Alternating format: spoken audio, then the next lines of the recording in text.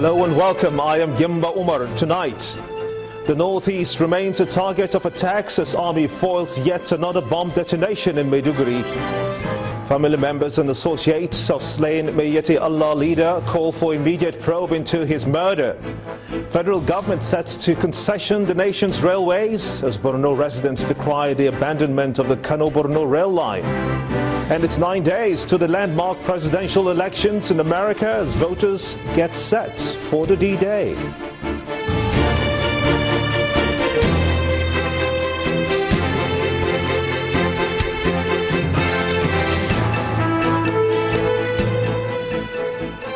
We begin tonight in Nigeria's northeast region, which appears not to be completely free of terror attacks.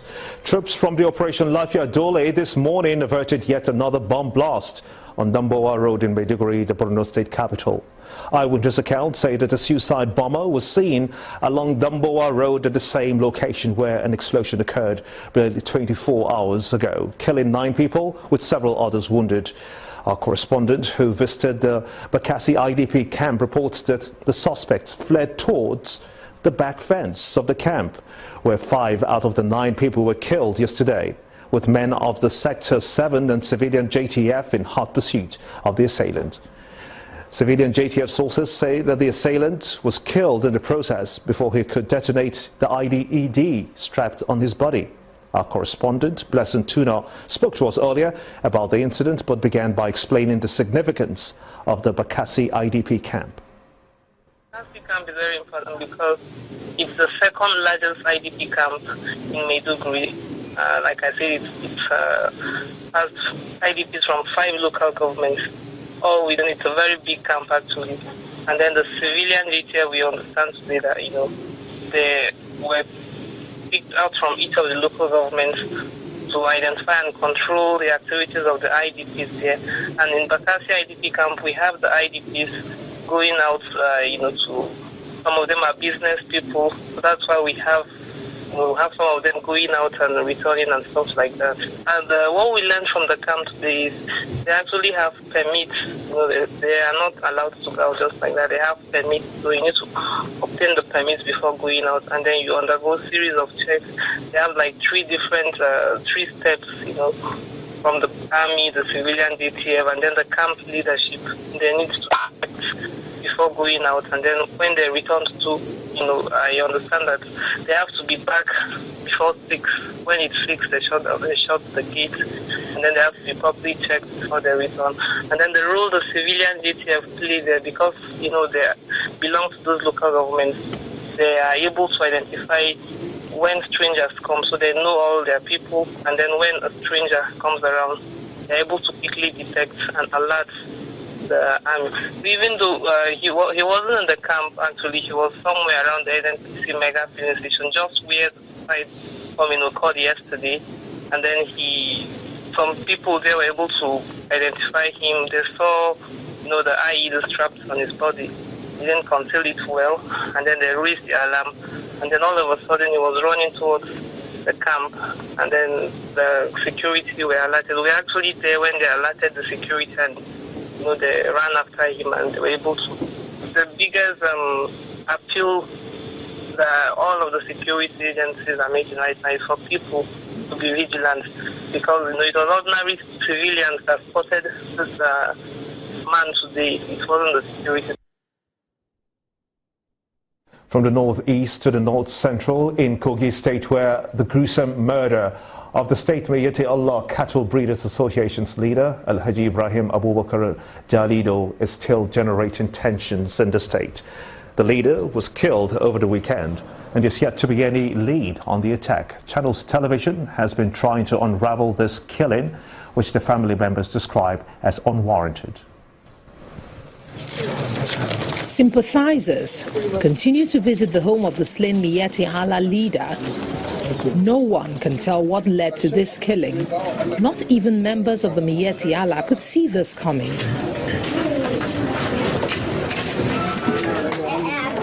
The State Secretary of Miyetti-Allah Cattle Breeders Association, Malam Suleiman Abubakar, describes the situation as unfortunate, saying the slain chairman was a peace advocate. What we know is that Jalido is against any forms of criminality in Kogi State, more especially those attributed to our young Fulani boys. He has been up fighting them with all the resources he has at his disposal. This is what everybody knows him for. Apparently looking disturbed, the wife of the slain chairman, Malama, tells a story of how her husband was taken away in the early hours of Saturday. I said he should wake up, that thieves have come. When he woke up, he now ran into the wardrobe. Then, from there, they saw me standing there, asked me, where is he? I say he traveled. They say, liar. They now went straight to the wardrobe. They opened the wardrobe, they saw him inside, and they shot him.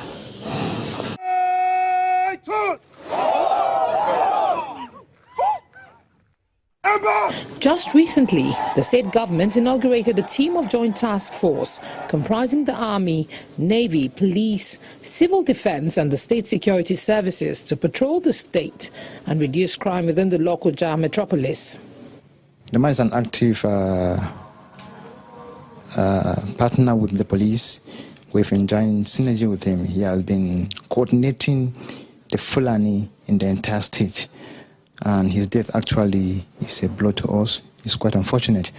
But the Commissioner of Police are ordered for a thorough investigation and to ensure that we trace the perpetrator of this evil act. The Fulanis are here holding meetings on the way forward and how such incidents could be averted in future, while the police says investigations are ongoing. We seem to be quite heavy on security matters today, weeks after the attack on Rex Lawson waterfront community in Burikiri area of River State. Residents and the police command have continued to trade blames over the incident. While residents accuse men of the command of destroying their property, the Commissioner of Police insists that the community is sheltering alleged cultists. Our correspondent Emmanuel Eri reports. Scenes of destruction and anguish following a recent attack on Rex Lawson waterfront community, Burikiri, River State. Although calm has since returned to the area, the grief is still fresh on the minds of the people. We are here to see the situation of things in the community. The look on the faces of the people says it all, as they stare at some destroyed properties. This is the home of Mrs. Fine Andrew, a mother of 7 children, who is still grieving over a 7-year-old boy yet to be found weeks after the attack on this community. They carry armor, carry machete, gun, slum measure, axe. Nothing they not carry with 25 liters of fuel in their hand. Then just they enter the house, they begin break everything. I can't come out with my children. They say me go run. Oh. As we just they run, we never run. Now so they just pour fuel. As they pour fuel, when I see boom, my children with me, we run scatter. The only son I get, 7 years speaking, now self I find them and never see them. The father of the missing boy is not on the same page with those who say it's the result of a cold clash. Up to 30 years, we live in this community. We never see cultism clash. But all of a sudden, my wife told me that they came midnight, broke all my glasses, damaged everything. I don't have even certificate now. Burnt my house to the ashes. Nothing I have. Both my tenants, there is nothing one can cope of. This community leader says life has not been the same since after the attack. This is a story that have not happened before in the history of these communities. It's a strange thing. So everybody is down because markets are not moving, traders are not doing nothing. Nobody buy their things because everybody's afraid of the place since this incident happened.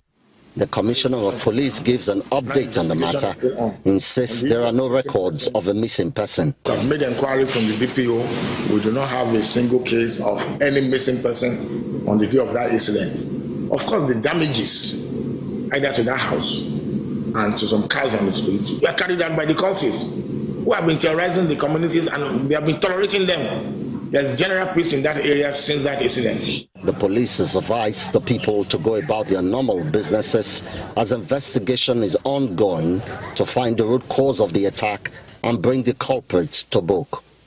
Emmanuel Ere, Channels Television News. And back here in neighbouring Ogun State, the police command has reaffirmed its resolve to end cases of robbery and attempted murder. The Commissioner of Police in the state, Mr. Ahmed Ilyasu, made this known in Abeokuta, the state capital, during a parade of a female banker and other suspects alleged to have contracted criminals to assassinate her husband. I saw shadows under my other car. As I came closer, they bounced on me. Severely beaten and wounded, Mr. Tochukwu Onyebuchi is at the Ogun State Police Command headquarters in Abeokuta. They caught me and I was screaming and yelling for help. As I called and called, nobody came out. Then he recounts his near-death experience after he was attacked by suspected hoodlums at his home in Ayobo, Lagos State. They poured the substance on my neck. After they had caught me and I fell down, they ran into my car and zoomed off. The Commissioner of Police, Mr. Ahmed Ilyasu, supports Mr. Onyebuchi's claims that the attack was allegedly masterminded by his estranged wife. She arranged for the weapons, that is cutlass, iron rods and acid, to be used and kept somewhere in the husband's compound in Ayobo, Lagos, and described where the weapons were kept to the assailants. The suspect went there as planned, macheted the man severally on his head and poured acid on him. It was the offensive odor of the acid that came out from the suit worn by the victim, which made the suspect to quickly abandon him and took away his Range Rover Jeep, which the wife instructed them to take and deliver to her brother in Anambra State. The 32-year-old banker dismisses these allegations and denies contracting the suspects. She was saying that we should go there, we should not let the husband die, we should make sure that she's weak, and we took the car to Anambra State. He says me and him has been communicating, so they should go to the communication people and bring all these things out and see where I told him to go to a P-Waker, where I told him this. I think that's going to be what's going to be clear, because he said me and him has been talking. I'm the one that opened the gate. At least somebody in that street should be able to identify me. I came here and do this. So the police should please do proper investigation. Model whereby they can handle it's just like going about with the armory. The command also paraded 23 suspects, including a woman. They're alleged to have terrorized some communities across the state. The police affirms its resolve to end cases of crime and seeks the public's support to report strange activities and persons to appropriate authorities. Over 5,000 jerry cans used by vandals to siphon petroleum products have been mopped up by the Nigerian Navy. The latest recovery was at Ishawo in the Ikorodu area of Lagos State, where an air raid recently took place to checkmate the activities of oil thieves. During the exercise, led by the flag officer commanding Western Naval Command, Rear Admiral Ferguson Bobai, the Navy assessed the impact of the operations. And in part two, after the break, Minister of Power raises hopes of improved electricity supply in Nigeria as the nation generates over 5,000 megawatts of electricity, the highest so far. Please join us again.